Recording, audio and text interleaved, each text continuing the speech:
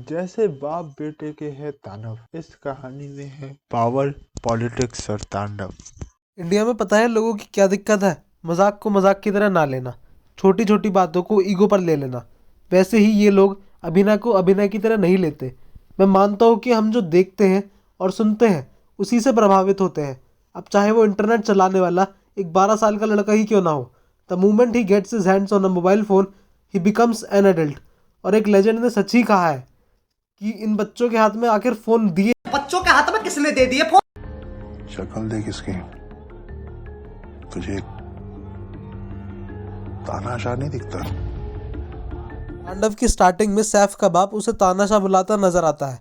वो इसलिए क्योंकि वो खुद कभी राजा नहीं बनना चाहता था, पर जो राजा है उसे अपने इशारों पर नचाना चाहता था।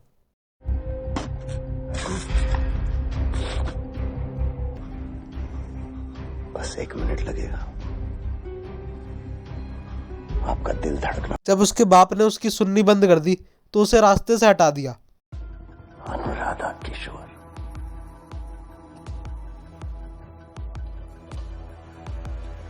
फिलहाल ये रिकॉर्डिंग हमारे पर्सनल आर्काइव्स के लिए है। जो अगली पीएम उम्मीदवार थी अनुराधा, उसे भी एंड तक आते आते अपने रास्ते से हटाकर ही छोड़ा। चमक है, जब तुम बोलते हो लोगों को विश्वास होता है। हजारों हजार लोगों को विश्वास दिलाना आसान काम नहीं है शिवा। इस देश की पॉलिटिक्स को तुम्हारी जरूरत है और तुम्हें पॉलिटिक्स की जरूरत है। जब वो कहानी के एक और किरदार शिवराज शेखर से कहता है कि 15 साल तक तो उसी की पार्टी राज करेगी, तो 15 साल बाद वाले राजा को भी उसने प्रभावित करके और उसके दोस्तों के खिलाफ गेम खेलकर उसे भी पावर का स्वाद चखाया।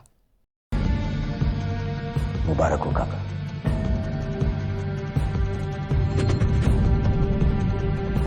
आपको सुकून मिले बाबूजी। नया पीएम कैंडिडेट उसे बनाया जो पहले से ही उसके कंट्रोल में था, इसलिए वो लास्ट में कहता है कि प्राइम मिनिस्टर क्यों नहीं बने?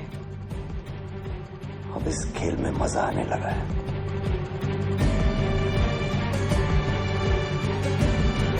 और इस तरीके से उसके बाप की तानाशाह वाली बात सच हो जाती है, जब वो सिर्फ देश के पीएम को ही नहीं बल्कि देश की डेमोक्रेसी को ही अपने हक में करके देशवासियों को ही देश के खिलाफ यूज़ करता है।